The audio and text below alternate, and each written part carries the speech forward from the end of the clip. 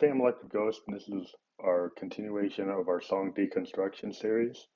We wrote a song called Ur Wounds Sado Groove, which is actually a recreation or a reimagination of a song we wrote a couple of months ago when we were really diving into S&M and fantasy sex and all kinds of dark corners as part of our continued work on our dark ghost concept. And some of these songs have actually gone into a different collection because it started to just focus on Dark Ghost in a different way. But I just felt like the original version of the song, I really liked it, but the vocal had too much of a loud speaker effect that was a little too heavy. And I wanted to do something about it, but I didn't want to re-record the whole song because I liked the actual take that we did. So I took my Morphogene from Make Noise, which is an awesome Eurorack sampler, and decided to use it to slow down the song and then remaster it using some different profiles on my Zoom to kind of reduce the impact of the harshness of the vocal.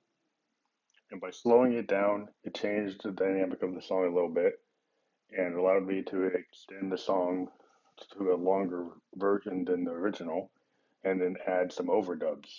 So the whole concept in this song, as I said, is like Josephine talks about pain as a universal truth. Pain is what we do. We end up in the session black and blue. Is that the only truth?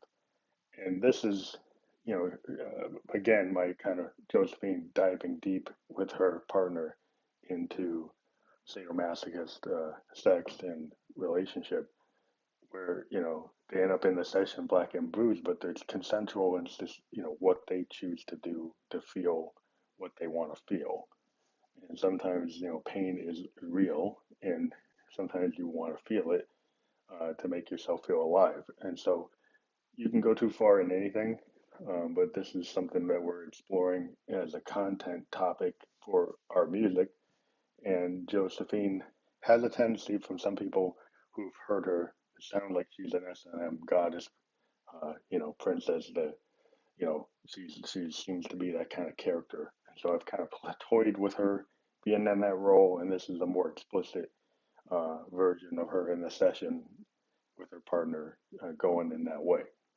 This song, like I said, started from an original track that we did a couple months ago, brought it into the Morphogene, and through a lot of remastering through our hardware, we changed it a bit. We do have some white noise going on from a Moog that we purposely have in there, but I hope it's not too oppressive. But we felt that it was part of what the whole scene was. In addition, we did some overdubs on the vocal with our VTO3 that was kind of like not affected to kind of go against the heavily affected vocal that's already there. And this is just part of our recording technique. Is sometimes we go back after a couple of months and look at a track and decide we want to do something different than what we originally do. We reimagine it with our our hardware. And a lot of times the Morphogene is a very good tool for that because there's so many different things you can do. And at the end, near the end of the song, we actually run a backward tape loop through the Morphogene and do some new guitar overdubs on the Juno and some additional lyrics that we added to the song. Now, going toward some of the other stuff we like to talk about, we'd be really interested in how the Roland Axe Edge would have been, useful to add additional guitar solos. And we find that this synth, is kind of getting overshadowed by the Mode 1 and the OPZ and the Prophet X.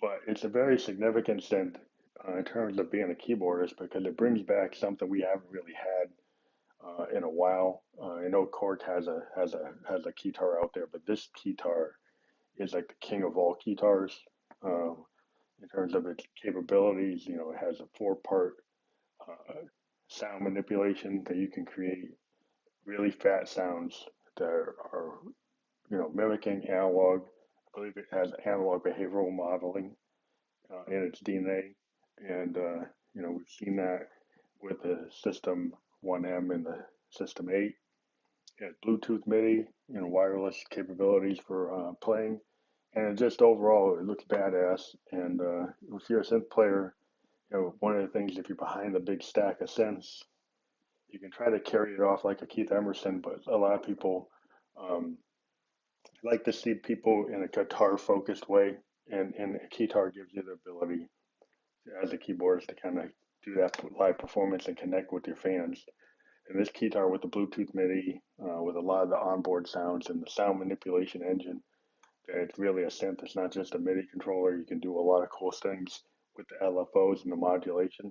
And it has the ability to modify the sound without having the menu dive so heavy by using your iPhone, which is pretty cool. And we've seen that with the Teenage Engineering OPZ has that kind of interface as well. I'd like to see how both of those would play together. I got an OPZ coming, and I'd like to see how both of those instruments actually play together. Whether or not you can call the sounds inside the OPZ and play them on a Roland Axe Edge. I've got to call into Sweetwater to my rep to figure out if that's possible. It's something I would love to do. I think it would be really cool. The other thing that everybody's been talking about is the Moog 1, and we've actually heard it now. And I think it's a revelation. I think we're in an age where, we've got in this new age the equivalent of like a DX7 or, a Jupiter and a Prophet 5.0 coming out at once. Because we had the Prophet X this year, we had the grandmother, and now um, we had even the core prologue, and now we have the one, which is finally the realization of what the memory mode was supposed to be. And now we finally have a cutting edge analog synth. Not that the Prophet 6 isn't a cutting or edge synth, or the OB6 isn't a cutting edge analog synth, but this thing is a whole new revelation. It's got 16 voices, three timbral synth. It can be three synthesizers on top of each other, 48 analog VCOs firing off in unison, sequencing on all three synths, modulation matrix similar to what we have on Prophet 12s and Rev 2s, um, and cool innovations. Like a little, might be a minor thing, but the fact that you can actually use the actual piano keys to actually type in information is something I've never seen before, and a really cool idea that Moog implemented. I know they don't have a touch screen, but having the knobs, sometimes touch screens can go bad, and it's something that can fail over time. And having the knobs, which I think is probably easier to replace, easier to maintain, it might be a better idea if you think about it. So yeah, I'm very impressed with it. It's a flagship instrument. I know a lot of people who are home hobbyists are upset that it's not $3,000. Um, but hopefully maybe they'll create a rack mount or Euro rack version of it. That would be really, really cool. If they could build a version like that, they could drop the price in half. That would be something that I think people would be more. They could kind of suit those people. Right now, it's a keyboardist keyboard, and having the Fatar keyboard and the Dove cabinet, it's somewhat of a professional. It is a flagship instrument. I think it jumps to the top of the line regarding these kind of flagship instruments. And it's something that, anybody who's a keyboardist that's heavy into actually playing and not just recording and producing is going to appreciate that. It's probably going to be in every studio.